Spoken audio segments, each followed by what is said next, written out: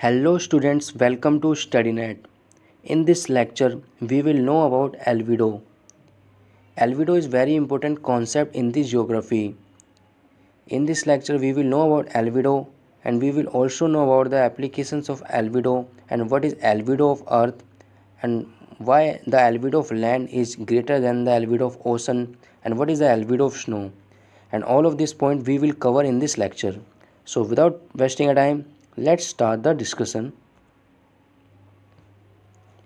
First of all, what is albedo?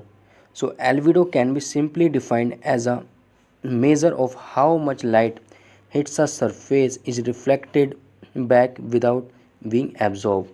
So, what is mean of this definition? I explain you by an example.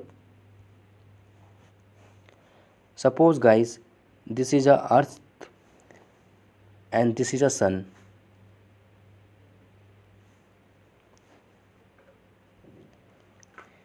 And suppose in the sky there are no disturbance and there are no cloud present and the 100% incoming solar radiation falling on the surface. So this is a 100% insolations. Insolation is nothing but it is an incoming solar radiation, or you can say the rays which are falling on the earth surface. Okay, so there are no disturbance in the sky, so 100% rays are falling reaching on the surface.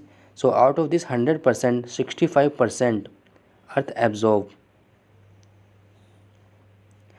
and 35% earth reflected into the space.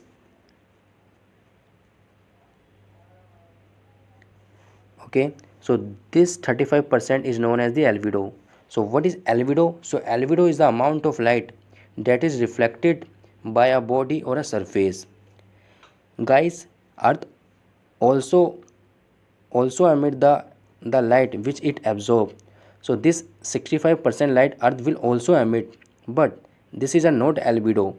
The albedo is a that amount of light that is reflected without being absorbed. Okay,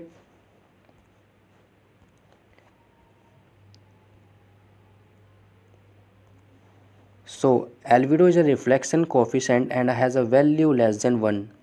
And remember, the albedo is between 0 to 1. Okay, and albedo of land is much greater than the albedo of ocean and water bodies.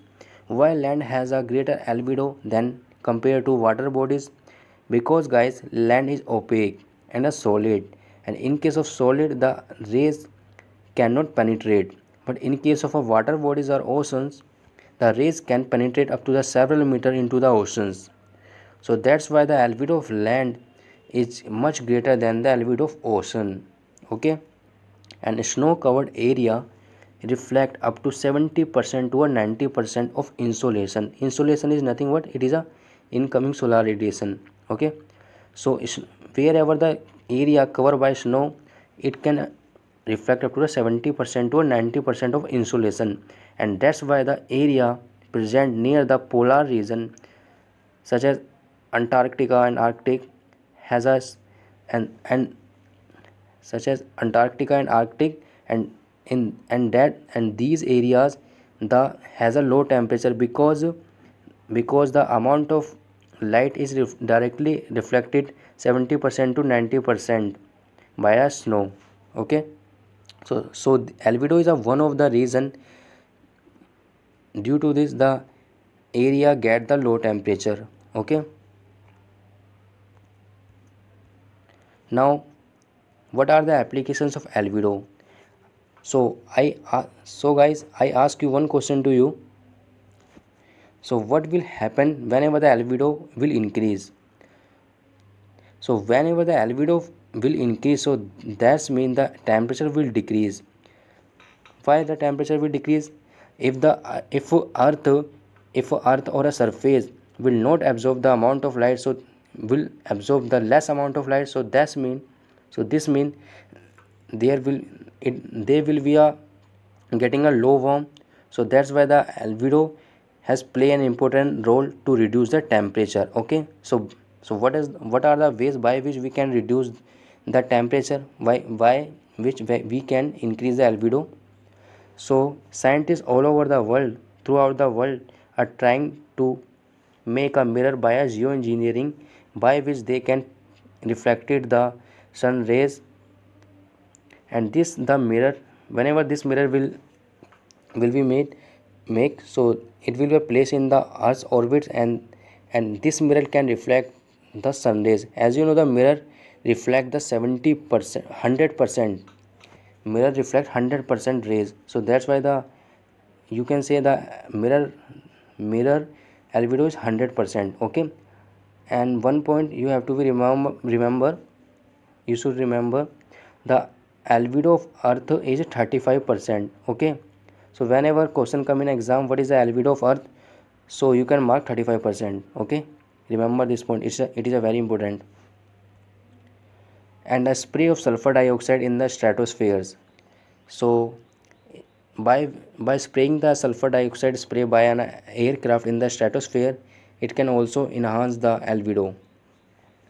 And by a volcanic eruption is also increase the albedo, because guys, whenever the volcanic erupt, the smoke and dust particles are close the area, and by which the sun rays cannot penetrate this, and the sun rays cannot reach the that region, and that's why the area is receive the less sun rays, and the albedo is increased.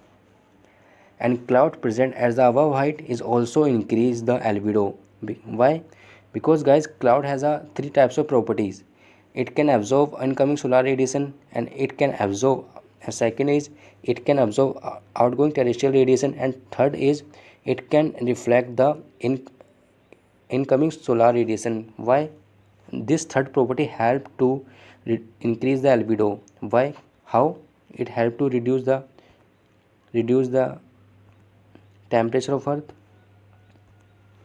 Suppose guys, this is a cloud present up to the 2 kilometer, ठीक है. Okay, and this is a earth, and this cloud is present, suppose this cloud present at a 12 kilometer. Okay, suppose. So the cloud which present at the more height, it has the ice crystal, but cloud present at the lower height has a water vapor. So water vapor absorb the incoming solar radiation, but ice crystal, as I told you, ice reflected up to 70% to 90% sun rays. So that's why the cloud can reflect 70% to 90% albedo. So cloud is also a way by which albedo can increase. So in case of a global warming, so the albedo, increasing the albedo is the one of the way by which we can reduce the temperature of earth. Okay, so in this lecture we cover all of the points. So I hope you like this lecture, and thank you.